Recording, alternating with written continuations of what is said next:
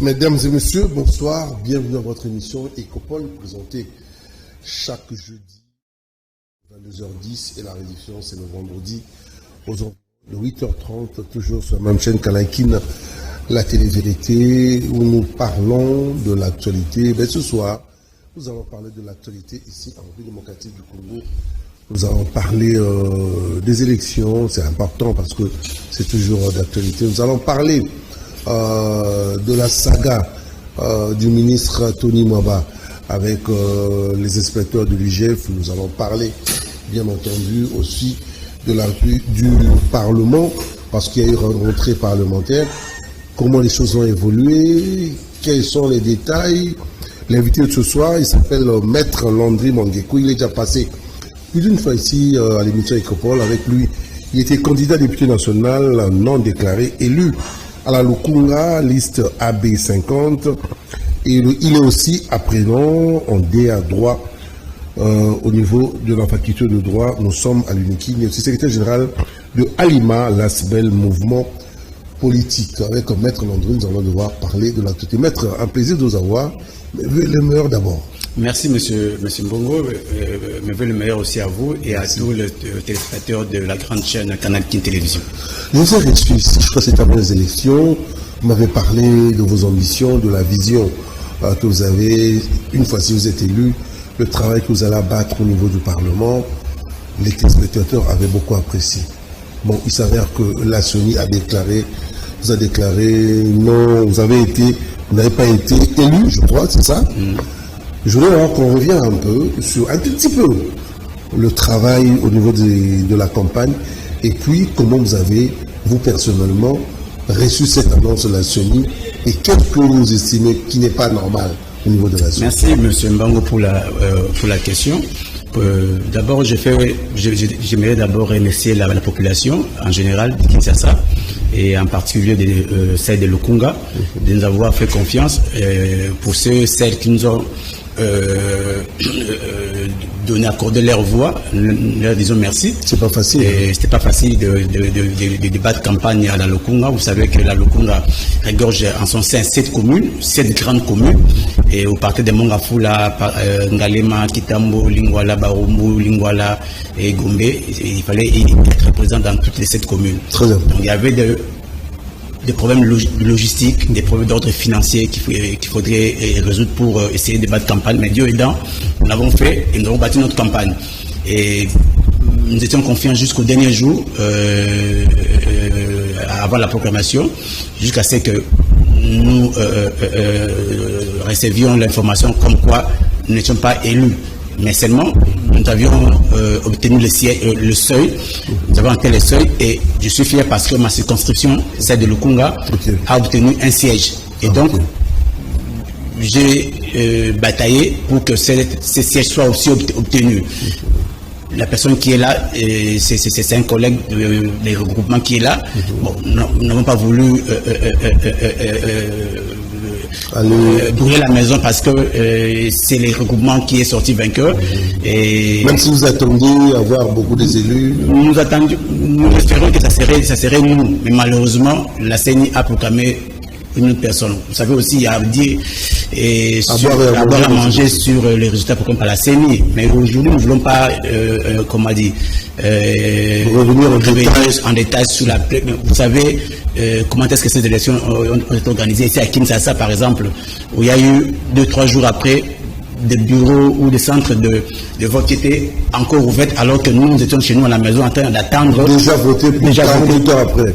Alors, il y a eu beaucoup de choses qui se sont passées. Bon, nous ne voulons pas remuer la plaie, mais seulement, nous estimons que la République continue. Et aujourd'hui, il y a eu une validation de mandat il y a 2 jours à l'Assemblée nationale. Nous n'avons pas voulu, mais nous n'étions pas dans le circonstance d'aller nous plaindre à la Cour constitutionnelle pour 2 raisons. Première raison, la CENI nous avait mis dans des difficultés de placer des témoins. Et puis les PV aussi, des témoins. Et malheureusement, ces témoins qui étaient là devaient en principe, avec comme mission, de nous amener des PV. le matin de l'élection du 20 décembre, vous faites la ronde de la ville de Kinshasa, ou des différents centres. Il y a peu de centres, pour ne pas dire 0 centre, qui ont accepté des témoins dans leur bureau. Peu de centres.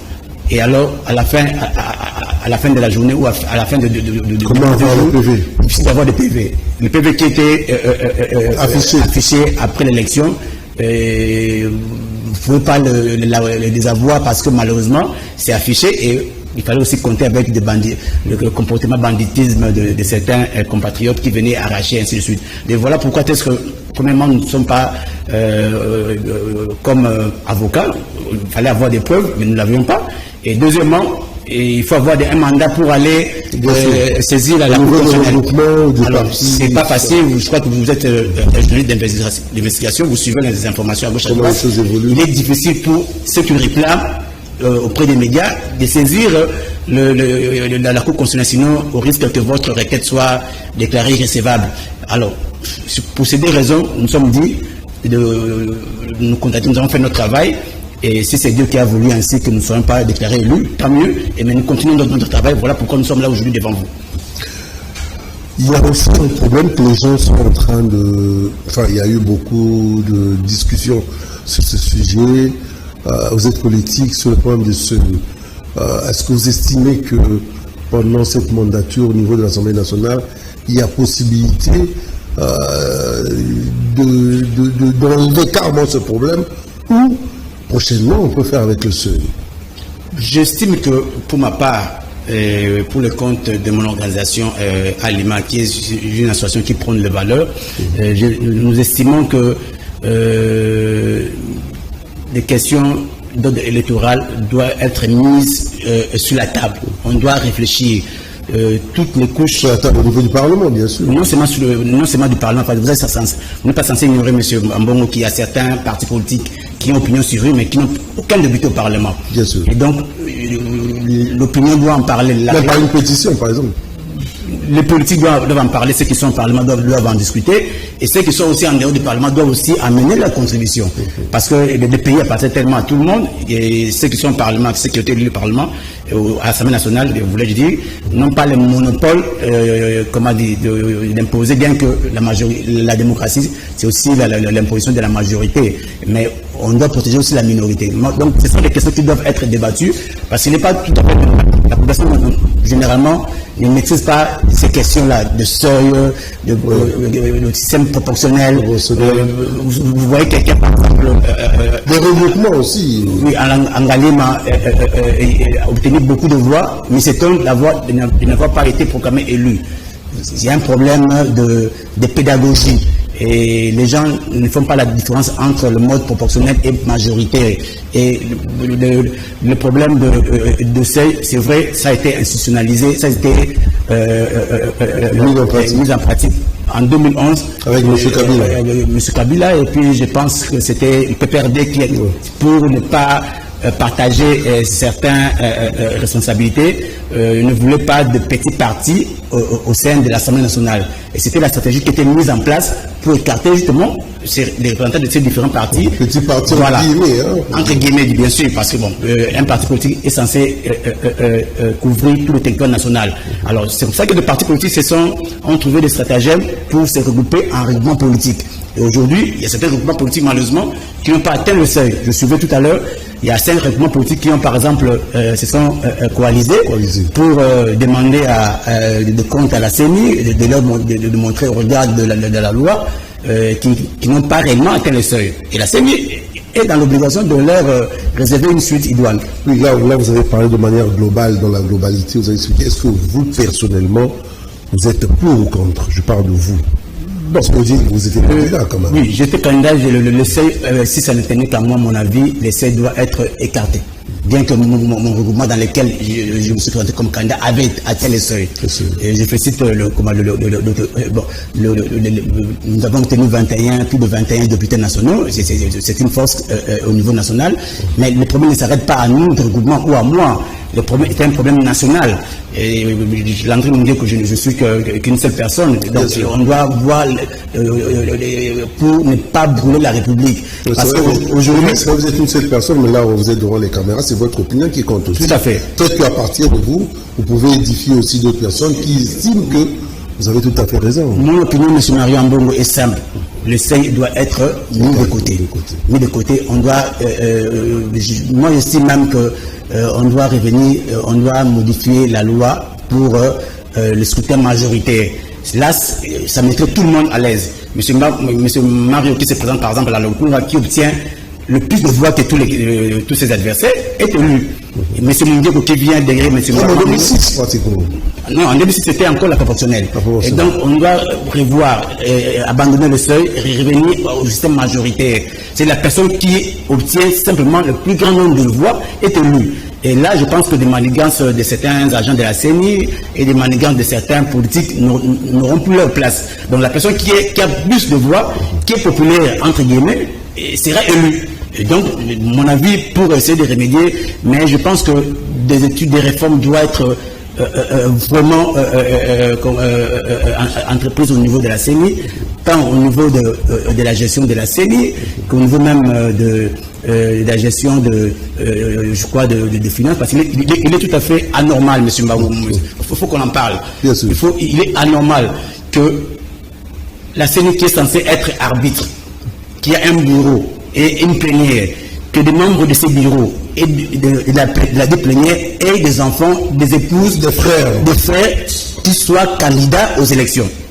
On est jugé parti alors. Vous êtes jugé parti. C'est anormal. Sur le plan de la moralité, c'est immoral. Sur le plan de l'éthique, c'est l'absence de l'éthique.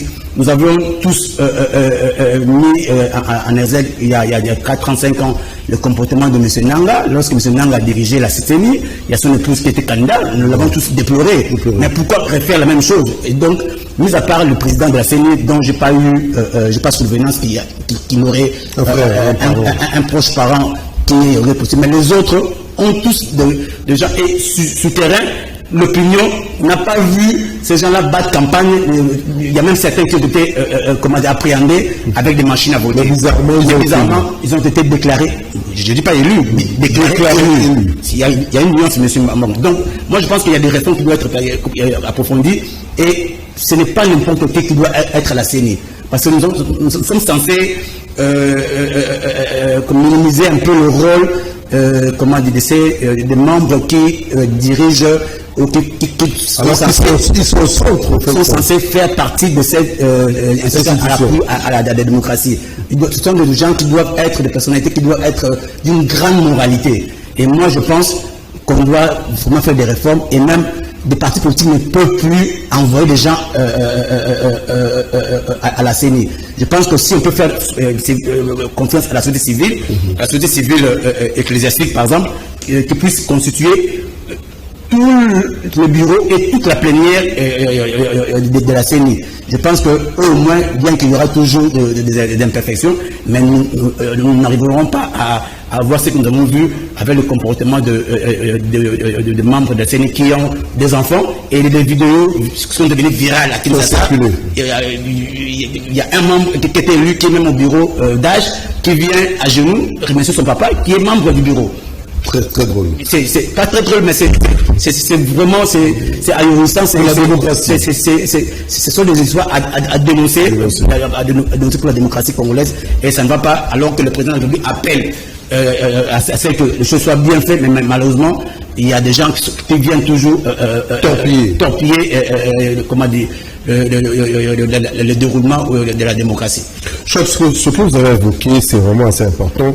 Les gens sont en train de le pleurer et j'imagine et j'espère qu'il y aura vraiment un réel débat où on ne mettra pas les gants pour essayer de clarifier d'abord les choses au niveau de la CENI en ce qui concerne les animateurs de cette institution à l'appui de la démocratie, et puis les gens seront sincères et honnêtes pour mettre de l'ordre dans ce secteur parce qu'il y a eu beaucoup de frustration. Il y a eu beaucoup de problèmes à ce niveau. Je rappelle que vous êtes aussi secrétaire général au sein de l'ANIMA, la belle mouvement politique. En peu de mots, avant d'évoluer, comment l'état d'esprit, le thermomètre d'ANIMA actuellement, Comment ça évolue chez vous là-bas? Non, tous les membres d'Alima sont, le thermomètre est bon.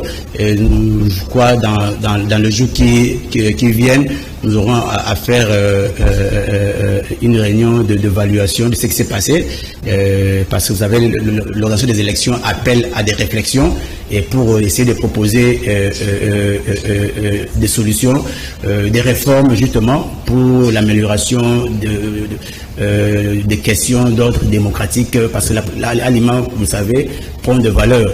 Et donc, nous aimerions vraiment que ces valeurs que prend l'aliment soient qui vont apporter leurs fruits au niveau de la société. Tout à fait, apporte réellement des fruits à la société et pour que nous ne soyons pas, que ce ne soit pas de simples lettres mortes.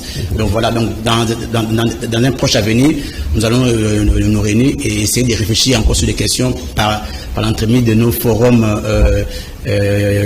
habituels que vous avez l'occasion de nous suivre.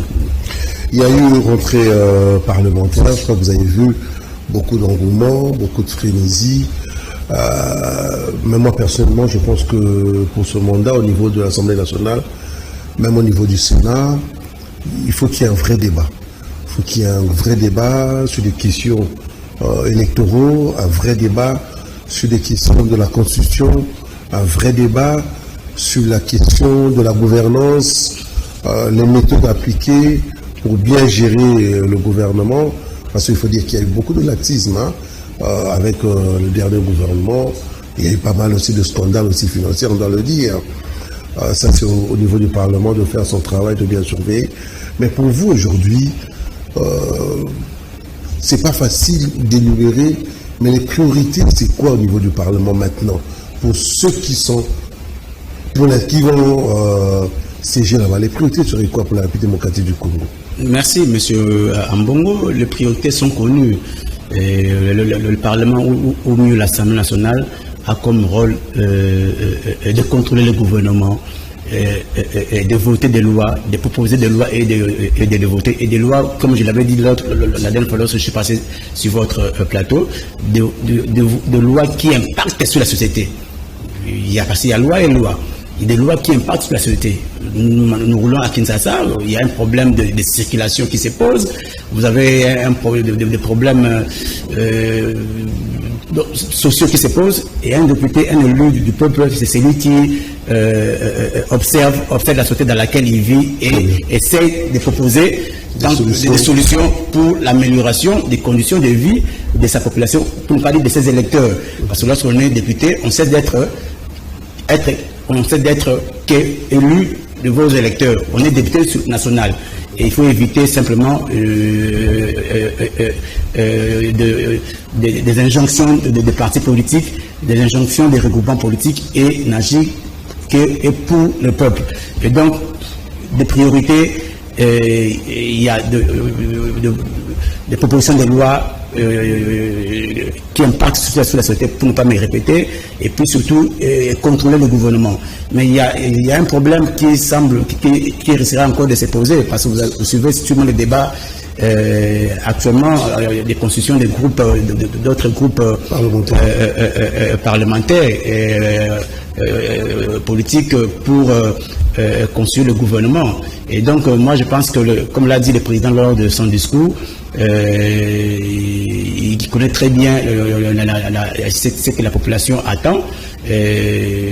Ceux qui sont élus au niveau de l'Assemblée nationale, je pense que ceux qui ont été déclarés élus au niveau de l'Assemblée nationale doivent nous démontrer de quoi ils sont capables. Je crois que vous avez, excusez-moi de vous interrompre, vous avez anticipé pratiquement ma question. Nous allons revenir sur cette question. Je veux vous laisser le temps de vous exprimer. Mais je veux un peu rester sur les priorités au niveau du Parlement, où il y a des idées du genre 5 ans, 7 ans, retoucher la Constitution sur certains. Est-ce que vous êtes parti, vous acceptez ce genre de... Non, monsieur Mbongo, lorsque je parle des réformes, les réformes supposent des modifications.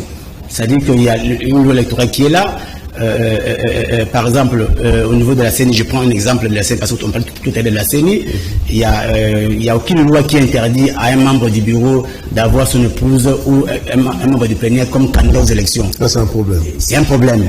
Et donc, on doit incorporer cela dans la loi, dans la loi créant dans la loi organique sur la CENI. On doit l'incorporer. C'était de la même façon pour la Constitution. Il y a en 2006, vous savez, M. Mbongo, il y avait deux tours de la présidentielle, par exemple.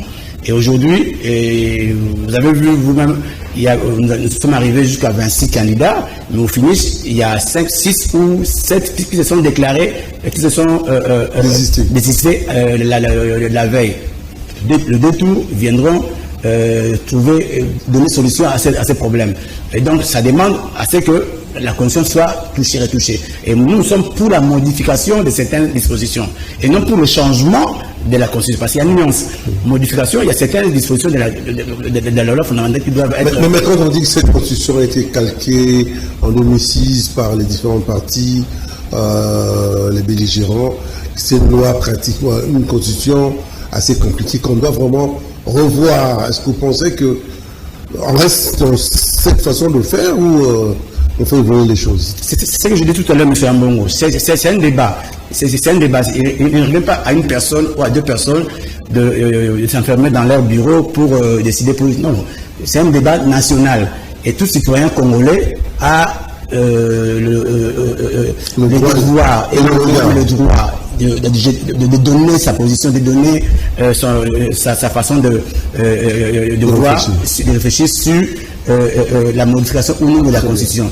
Et donc, c'est vrai que cette Constitution a été le fruit des accords de politique de Sun City. Et c'est ce qui a valu aujourd'hui que le pays soit en paix. Et donc, il y a certaines dispositions dites verrouillées qui ne sont pas déverrouillables. Et donc, je vois mal qu'aujourd'hui, après presque 20 ans, que cette constitution a été adoptée à Sun City, que des gens puissent revenir pour échanger. Je ne pense pas que ça soit même la volonté du chef de l'État. Ce n'est pas la volonté du chef de l'État. Et aujourd'hui, il y a certaines dispositions qui sont devenues des obsolètes qui doivent être revues. Et donc, ça appelle à une réflexion, à une modification, à un débat. Et ce débat-là sera mis sur la place publique, mais je ne pense pas que ça soit la priorité de nos parlementaires. La priorité des parlementaires doit être centrée sur la proposition des lois qui impactent sur la société. Parce qu'il y a un problème du vécu social de la population. Sur le marché, il y a des problèmes d'ordre social, il y a beaucoup de problèmes, nous n'en parlons pas. Et donc, un député qui vient de Kisangani, qui vient de Aru ou encore de Mwanda, devrait essayer d'apporter des propositions pour que non seulement ces électeurs qui font partie de la population puissent trouver des solutions aux problèmes qui se passent dans leur contrée, mais toute la population en général puisse aussi trouver en ces solutions-là des remèdes pour que leur quotidien soit amélioré. Et donc, je pense les points sur la Constitution, c'est juste un des points, mais les points essentiels, ce sont des votes de loi et contrôler le gouvernement pour que le gouvernement fasse très bien son travail quotidien au bénéfice de la population. Maître Landry Mungeko, il est candidat à député national non déclaré, élu à la Lukunga, liste AB50. Il est aussi apprenant en DA droit à la faculté de droit unique. Il est secrétaire général de l'ALIMA, l'ASPEL, mouvement politique. Il est l'invité de votre émission Écopole de ce soir. Nous sommes en train de parler de l'actualité. Nous avons parlé des priorités au niveau du Parlement. Nous avons parlé des élections, qu'est-ce qui a retouché.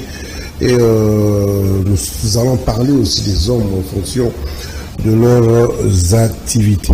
Maître Landry, il y a des voix qui se lèvent parce qu'il faut reconnaître que bientôt nous aurons un gouvernement. Peut-être dans un mois et demi, si les choses marchent assez bien, il n'y a pas trop de tractation, souvent ici en République démocratique du Congo, ça tire en longueur. Mais je sais que c'est pour très bientôt. Il y a des gens qui disent que pour ceux qui seront au gouvernement, pour eux, ils estiment qu'il ne faut pas que ce soit des gens élus qui viennent encore au niveau du gouvernement. Ou encore qu'on privilégie les regroupements pour les postes ministériels. Il faut donner la chance à tout le monde. Vous avez dit qu'il y a beaucoup de partis politiques, des grands partis politiques, mais qui ne sont pas aussi au Parlement, mais qui ont aussi leurs droits, ils ont aussi un mot à dire. Est-ce que vous êtes d'accord par rapport à ces démarches? Bon, c'est leur droit, c'est leur point de vue. Mon point de vue est le suivant. Je pense que tout citoyen congolais a droit à servir sa nation dans n'importe quelle institution à laquelle il est appelé. Et que ce soit des députés nationaux ou des candidats non élus ou encore des citoyens. Le chef de l'État, qui est le patron de l'exécutif, peut faire appel encore qu'aujourd'hui, la majorité, du moins après proclamation des élections provisoires, est du côté de l'Union sacrée.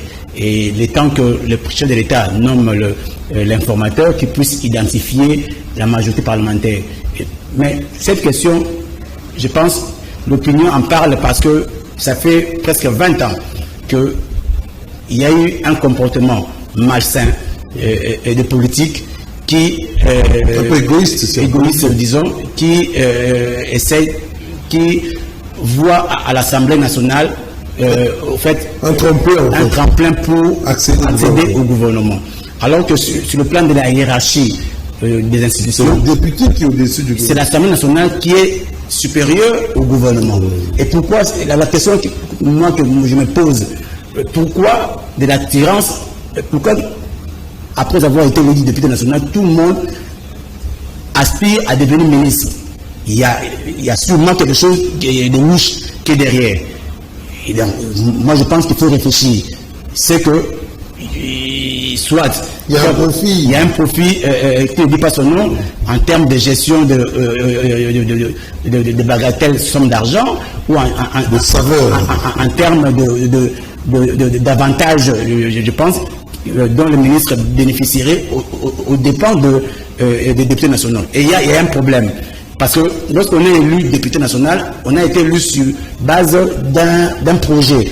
Et lesquels projets doivent être soumis, mis en pratique, au niveau de l'Assemblée nationale, par ce que je disais tout à l'heure, la proposition de loi qui impacte sur la société. Et vous avez été élu, même pas 3 mois ou 6 mois, et vous voilà directement à l'Assemblée nationale.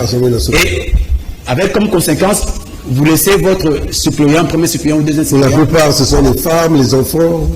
Vous avez tout compris, à l'Assemblée nationale. Et vous pensez, M. Ambongo, qu'un tel premier suppléant qui a remplacé son titulaire à l'Assemblée nationale aura le pouvoir, aura le courage d'interpeller un ministre qui est son père ou qui est son parent politique? Non. Et donc, moi, j'en appelle à la sagesse du chef de l'État. La sagesse du chef de l'État. Et à la conscience de tout un chacun aussi, parce que... D'abord, c'est le chef de l'État qui est le garant du bon fonctionnement des institutions. C'est le chef de l'État, c'est lui, et la Constitution lui reconnaît le droit de nommer un informateur. Et après le travail de l'informateur, après avoir consulté toutes les différentes parties, et avoir dégagé quelqu'un à la majorité parlementaire, à l'Assemblée nationale bien sûr, de nommer le formateur. Et il revient au chef de l'État de régler cette situation. Et moi je le propose. C'est vrai, il y a des députés aujourd'hui qui ont démontré, qui sont au gouvernement même par ailleurs, qui ont démontré qu'ils avaient l'expertise en termes de travail. Ça, il ne faut pas le leur dénier. Il ne faut pas citer des noms, il y en a. Mais si en termes de 100%, je pense que 20% à 30% peuvent provenir de l'Assemblée nationale et 70% peuvent provenir du monde, non seulement politique, mais du monde scientifique. Parce que nous prenons cette fois-ci que des experts en la matière dirigent des ministères compétents. Je ne veux pas entrer dans les détails. Maître, je vous interromps parce que au Congo, vous savez, nous avons eu les experts, les spécialistes dans ce ministère. Mais je ne sais pas parce qu'il faut donner la chance à tout le monde. Mais pour moi, la plupart du temps, c'est entre guillemets, ces personnes, qu'on a dit, des experts, selon leur domaine, ont toujours déçu. Hein. Je ne sais pas si c'est la politique de leur parti qui les tirait vers le bas. Monsieur Mbongo, vous avez certainement été déçu par le problème de moralité ou d'éthique. Il y a un problème d'éthique. Même de rendement aussi. Il y a un problème d'éthique.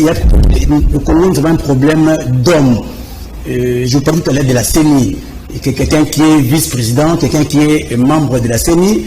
Sur le plan d'honneur, je ne peux pas voir mon épouse postuler. Je suis arbitre.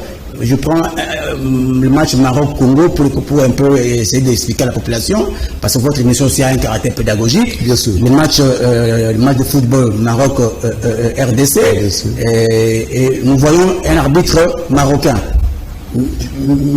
C'est normal. C'est clair qu'il va... Je pense que même le ministre du Sport qui est sur place pourrait même dire, comme cela s'est passé à notre cieux, rappeler le joueur pour sortir.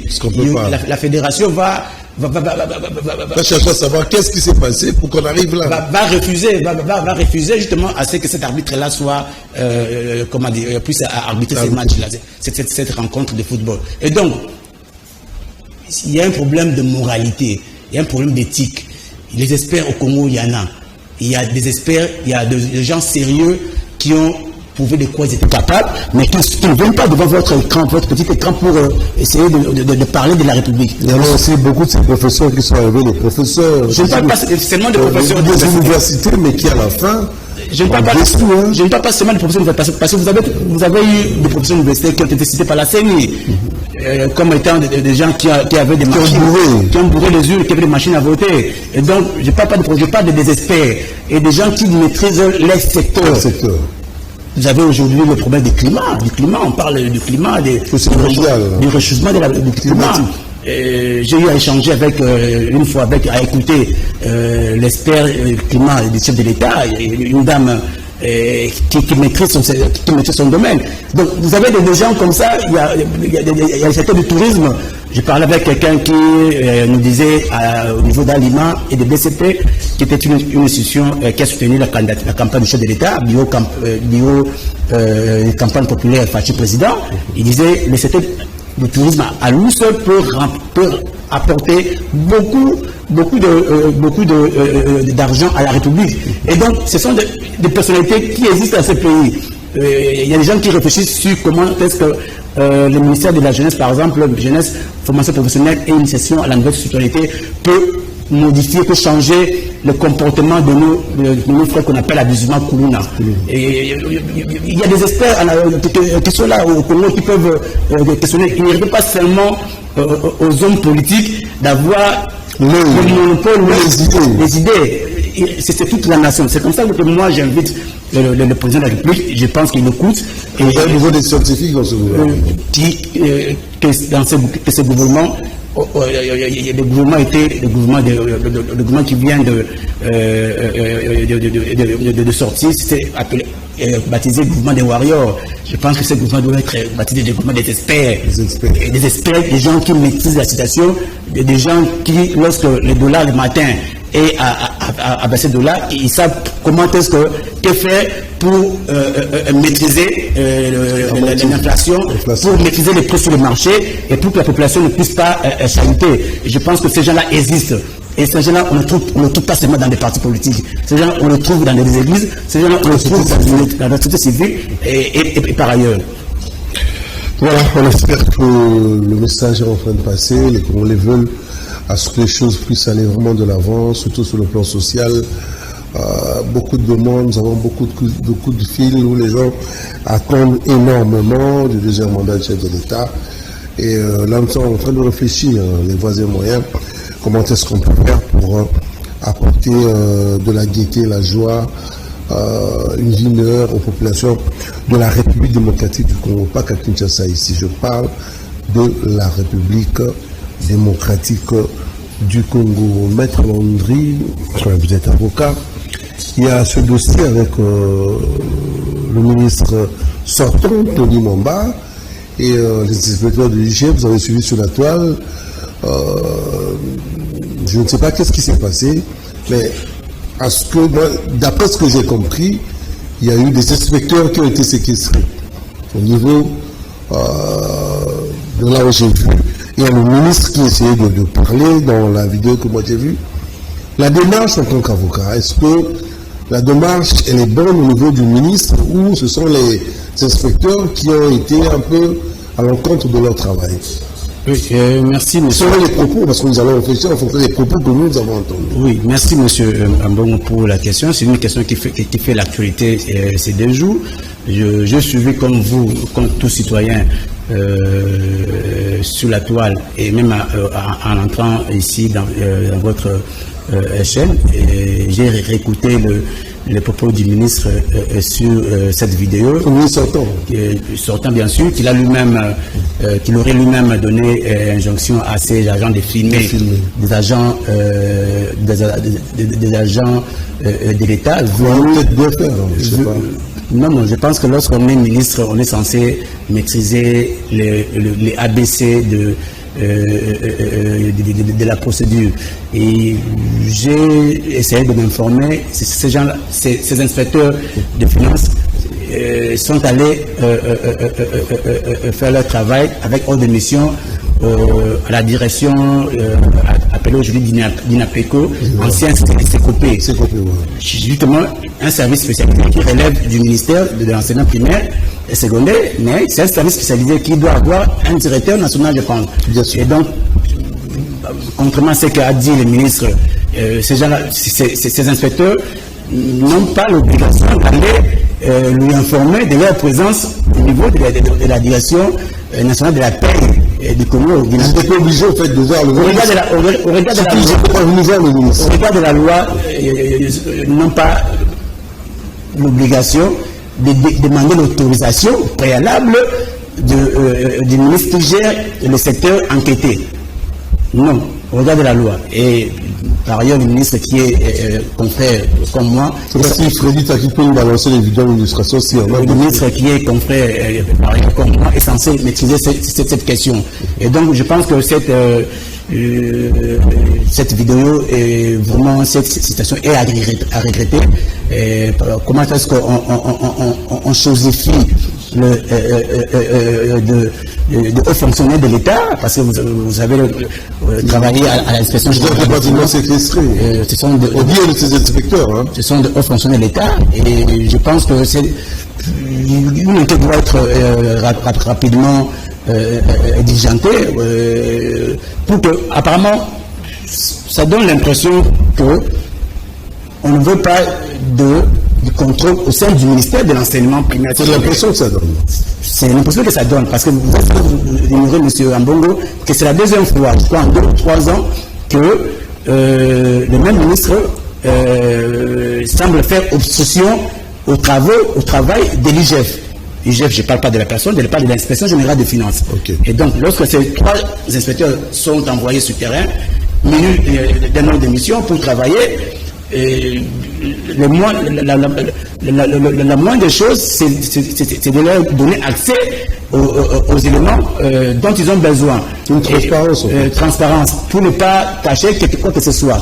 Mais lorsqu'on se cache sur de prétendues autorisations préalables, ils auraient dû informer, c'est qu'on cache quelque chose derrière. Est-ce que là, on va dire quoi? Il y a entrave ou quoi?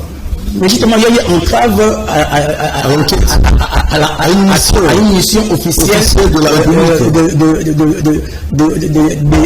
des inspecteurs de l'inspection générale des finances. Parce que ce sont des gens qui sont revêtus, je crois, de la qualité de PJ à compétence générale, si je ne m'abuse. Non, vous êtes dans le bon. Et donc, oui, si je ne m'abuse. Et donc, ils sont dans le cadre de leur mission, dans le cadre de leur travail.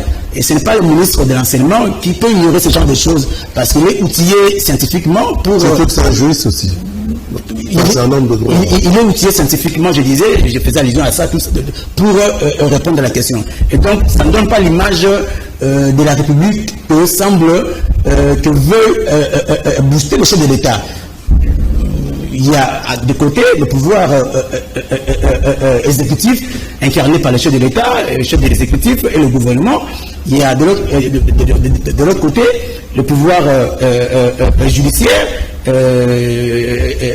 dont ces petits font entre autres parties. Ils viennent pour enquêter parce qu'en fin de compte, le rapport de l'IGF sont diligentés, sont transmis au parquet compétent pour que le parquet puisse diligenter des enquêtes beaucoup plus approfondies et au besoin transférer le dossier auprès des tribunaux et cours. Et le pouvoir législatif de l'autre côté. Non, on semble ne pas vouloir être contrôlé. On veut gérer et malheureusement on ne rend pas compte. Et lorsque une institution de la trame de l'IGF veut enquêter, et ça donne ce que ça donnait. Et je pense que c'est grave. C'est quand même ridicule de voir ce genre de spectacle. Vous avez un ministre, vous avez des inspecteurs, où on sent que le courant ne passe pas. C'est quand même. Non. On aurait pu trouver l'amiable entre les deux institutions. Je n'ai pas compris comment ça passe dans les réseaux sociaux. Moi, je félicite le calme de ces inspecteurs au vu de ce que j'ai vu dans vos vidéos. Les calmes avec lesquels ces inspecteurs on fait montre me donne à croire qu'ils étaient dans le bon. Et j'ai senti de l'agitation de la part du ministre qui semble être agité, traiter ce genre de bandits, du banditisme, ainsi de suite. Non, lorsqu'on est ministre de la République, je pense qu'il y a des mots qu'on n'utilise pas, de manière dans les endroits publics. Exactement. Et donc je ne sais pas comment qu'est-ce qui sera fait dans la suite, mais je pense que j'ai suivi le communiqué de l'IGF par le biais de ce chargé de communication. L'IGF n'a pas encore décidé. Il pourra à toute fin utile transférer ces argents ont été relaxés par le parquet. Wow. Et donc ils étaient dans le bon. Parce que s'ils n'étaient pas dans le bon, je pense que les retenir.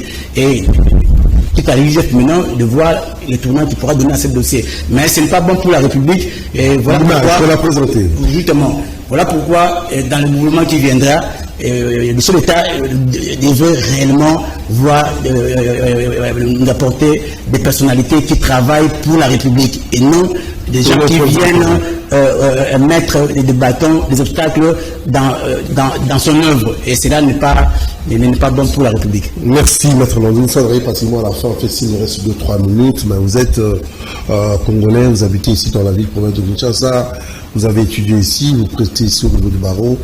Là, je m'adresse aux Kinois que vous êtes. En peu de mots, la saga judiciaire entre Gentili Ngobila et M. Jekoko Mulumba, enfin, pas Jekoko, Godempo, il peut toujours le dire, et M. Gentili Ngobila, votre point de vue en tant que Kinois d'abord. Merci, monsieur Mbongo. Cette saga où cette bêtise, hein, parce qu'il faut appeler le mot par son nom.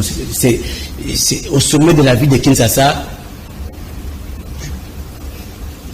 Kinshasa ne mérite pas ces deux personnalités. Très bien. Ni M. Gentili Ngobila, moins encore M. Godempo. Lorsqu'on est un homme d'État, il y a certaines questions qu'on ne met pas sur la place publique. Ce n'est pas parce que vous avez des problèmes avec le gouverneur de la ville que vous devez aller dans votre église et dimanche et le comme si... à le vilipender, à lancer des corridors. Non, ça c'est un problème j'ai parlé tout à l'heure de moralité. Et vous faites tout autour de la moralité et de l'éthique. Et il y a eu suspension, levé de suspension. Bien qu'il y a dit sur cette question, je crois que c'est peut-être dans une émission appropriée que nous aurons le temps d'aborder ces questions d'ordre éminemment juridique. Mais sur le plan politique, le comportement de l'un et de l'autre laisse à désirer. Moi, j'aurais souhaité que et le gouverneur et le président de l'Assemblée nationale soient tous neutralisés. Je connais personnellement le vice-président de l'Assemblée provinciale, mais mon confrère Chibalabala, un garçon brillant, un garçon de grande moralité. Je le félicite par ailleurs pour sa réélection au niveau de Massina et au niveau de la Tchangou. À chaque fois que ces messieurs gèrent l'Assemblée nationale, nous voyons d'autres résultats. Et au niveau de la ville, mais malheureusement aussi, on ne peut pas attendre seulement la suspension du gouverneur de la ville de Kinshasa pour faire des travaux sur Willery, ainsi de suite. Le vice-gouverneur, il y a 2 ans ou une année, avait mis sur place la campagne d'investissement des étapes de véhicules sur la voie publique. Mais où est passée cette campagne? Cette opération. Et bon, on attend que le gouverneur... Donc, on fait les travaux juste pour qu'on soit mis sur la sellette et pour en tirer des dividendes politiques. Non. La ville de Kinshasa n'a pas besoin de pareilles personnalités. On a besoin, la ville de Kinshasa a besoin de personnalités sérieuses, de personnalités calmes et compétentes et même experts à la matière. Au niveau de l'APK, des gens qui ont été élus députés provinciaux, là c'est pratiquement la fin. Vous suggérez quoi au chef de l'État et à ces gens qui sont arrivés? Parce que c'est de là où c'est à partir de là qu'il y aura un nouveau gouverneur, parce que Kinshasa mérite mieux. Quoi. Non, les chefs d'État n'ont rien à voir avec les députés provinciaux. Vous savez, vous l'avez entendu lui-même dire qu'il ne s'agit pas dans des questions de l'ordre judiciaire et même dans des questions... La simple province de Kinshasa, je pense, est autonome. Et les 44 députés qui ont été élus, plus les 4 députés, vont désigner, qui seront cooptés, vont désigner... Et vous leur dites, le message c'est quoi par rapport à... Vous avez vécu pratiquement 5 ans avec M. Gentini, très compliqué, je ne vais pas entrer dans le détail. J'imagine qu'il y a déjà gouverneur. D'être à la hauteur de la confiance que la population leur a accordée. Si c'était réellement eux qui ont été élus par la population, d'être à la hauteur du travail, des attentes de la population. Élire un bureau constitué de gens compétents, des gens sérieux, des gens capables de relever les défis, dont la probité morale ne fait l'ombre d'aucun doute, et après nous donner un binôme, pour ne pas dire un tandem, gouverneur et vice-gouverneur compétents et qui ne viennent pas pour se remplir de poches, qui ne viennent pas pour alarmer la population, mais qui viennent pour travailler, pour répondre aux problèmes d'insalubrité, aux problèmes d'insécurité dans la ville de Kinshasa, aux problèmes des embouteillages monstres sur la ville de Kinshasa, aux problèmes d'infrastructures désastreuses, des routes dans la ville de Kinshasa. Parce qu'en fait, un gouverneur de la ville de Kinshasa, il est là pour ça. Moderniser la ville. Créer et donc, je pense que s'ils étaient réellement réélus par la population, s'ils étaient réellement de députés provinciaux élus par la population et déclarés par la CENI élus, je pense qu'ils vont faire montre de toute sagesse pour, cette fois-ci, éviter la vie de Kinshasa, cette scène macabre que nous sommes en train d'assister entre le gouverneur sortant de la ville de Kinshasa et le président de l'Assemblée sortant. Merci beaucoup, Maître Landry Mongeko. Je rappelle, vous êtes candidat député national non déclaré élu à la Lukunga, liste AB50. Vous êtes aussi apprenant en DA, droit, à la faculté de droit de l'UNIKIN, secrétaire général à Lima, aspect mouvement politique. Vous étiez l'invité de cette émission. Ecopol, il y a tellement de questions. Vous avez remarqué, nous avons tellement de choses à dire, mais le courant derrière le temps, parce que la télévision, c'est aussi le temps. Exactement. Et voilà, vous avez suivi, le débat était assez houleux. Si vous avez des questions, des suggestions, le numéro de téléphone est là, 097 31 33 733, message par WhatsApp. Écrivez, nous allons envoyer à Maître Landry. Merci à tous les internautes qui nous suivent depuis l'extérieur, le Congo profond, des suggestions. Écrivez comme d'habitude, nous allons évoluer. Merci à la grande équipe Freddy Taki à la réalisation. L'incontournable Mbata était à la caméra. Merci à vous aussi, Maître. Merci pour l'invitation. Merci à vous et merci aux téléspectateurs qui nous suivent. Et nous sommes prêts pour répondre à une autre invitation qui nous serait lancée. Merci beaucoup. La rediffusion, c'est demain à 8h30, avant l'émission Canal Presse, Kanaki Télévision, la télé-vérité. Et demain, déjà, avant midi, vous aurez l'émission sur notre chaîne en intégralité, hein, notre chaîne YouTube de Kanaki Télévision. Allez, je vous dis merci, prenez bien soin de vous. Allez, bye bye.